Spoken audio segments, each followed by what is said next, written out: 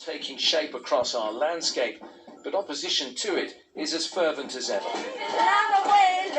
Giles Latch and BBC Midlands Today, Warwickshire. A technical glitch has been blamed for significant underreporting of coronavirus cases in the Midlands. It means case numbers, which last week were thought to be falling in places including Wolverhampton and Sandwell, in fact remain high. The technical error has led to the number of confirmed positive cases doubling in Birmingham. The latest figure, 135.8 per 100,000. Sandwell, Solihull and Walsall are also high. The latest figures for deaths in hospitals in the region, 31 for the past week. That's a slight increase week on week, but still well below the peak of the pandemic.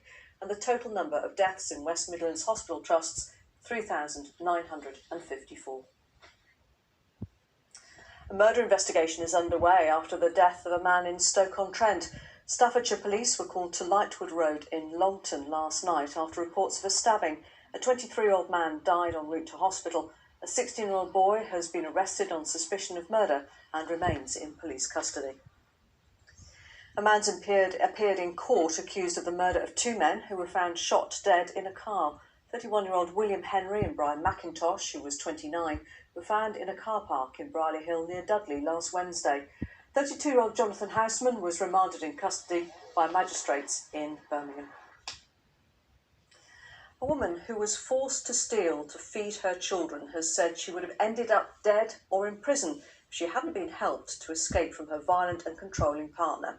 She's among hundreds of women in the West Midlands who've turned their backs on crime thanks to specialist support. To protect her identity, we've called her Jackie. She told her traumatic story to our reporter, Joanne Riddle. I wasn't allowed to go out. I wasn't allowed to wear makeup. I wasn't allowed my own money. I wasn't even allowed to see my friends, and I wasn't allowed to see my family. So afraid is she of the man who violently controlled her. Jackie's words are spoken by an actress. All the money that I had was given to him. He demanded it. I had nothing, to the point where I didn't have food for the children, no food for us. And he said, you've got to go and get some food. How am I going to get food? Well, you're going to have to take it. You can do this. And that was something I never, ever imagined that I could ever do in my life. The supermarket was very, very understanding and very supportive. I got medical help, and then the police contacted me. I was so frightened. I opened the door to two detectives. I wish I could remember his name, because he said, I'm not here to arrest you. I'm here to help you. After years of trauma, Jackie was helped by Anna Wynne Women's Centre in Birmingham, one of the charities which runs a scheme called New Chance, set up by the West Midlands Police and Crime Commissioner. If she's criminalised, then it has an impact on her whole family, her children, her future employment, everything. If we can stop that from happening and be able to support her to address those needs, it is so much better for everybody. I feel totally ashamed because that's not what you do. But then if you're faced with your children going hungry or taking something, then what are you going to do? You're going to feed your children every single time. Jackie now wants to return to work and is rebuilding her life with her children. You feel like you're some degraded animal, and now actually I do feel like I'm worth something to myself and to my children. If I could just help one person, one child, then I'd feel like I've achieved something. And that report from Joanne Riddle. If you've been affected by any of the issues raised in that report, there is help and support available on the BBC Action Line. That's at bbc.co.uk/action line. Residents who live close to a landfill site near Newcastle-under-Lyme say the smell generated by the site is getting worse. The Environment Agency has said that the odour isn't harmful, but the residents who first contacted Midlands Today about the problem last year are still concerned.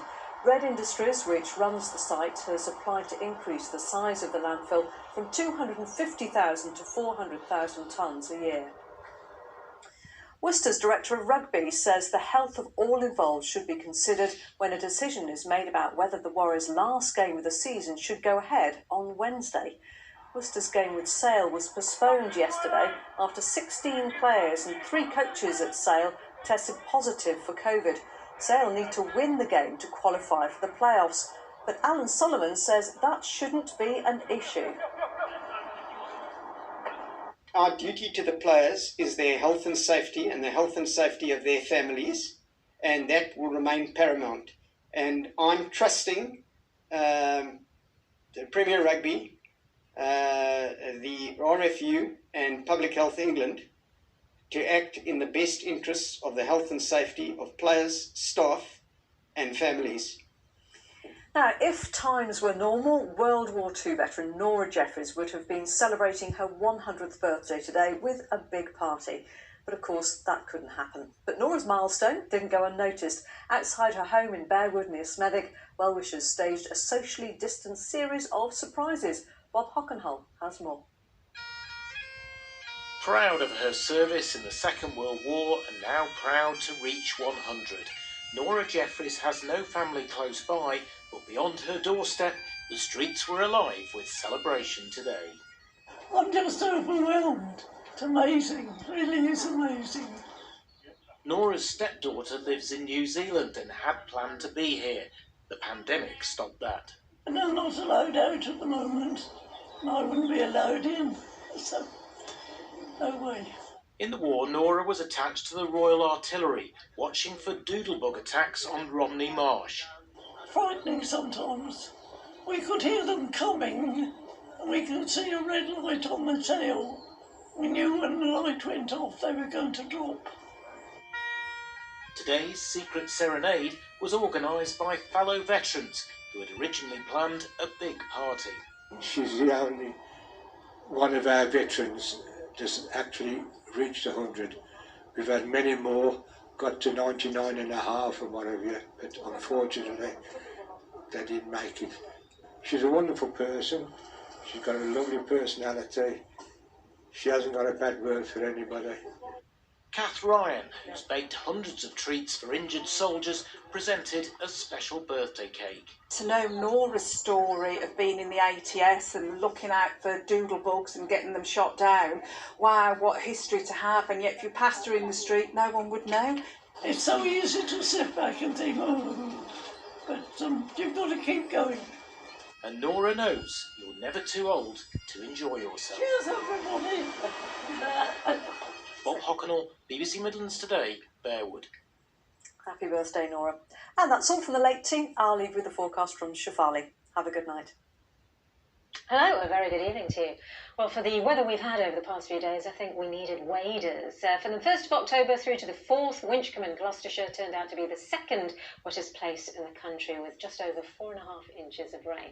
We've got more of that rain to come this week, although it's not going to be quite as bad. It wasn't a great start to the day here in Rugby in Warwickshire this morning. Bit of drizzle, but then the showers started to pep up. And through the rest of the week, we've got more of those to come. It's a mostly showery picture, but we'll get some respite on Wednesday by the looks of things. Rain on Thursday and Friday, cooler by the weekend, and it'll be occasionally breezy. It's quite breezy today. The winds, though, are going to be picking up as we head into tomorrow.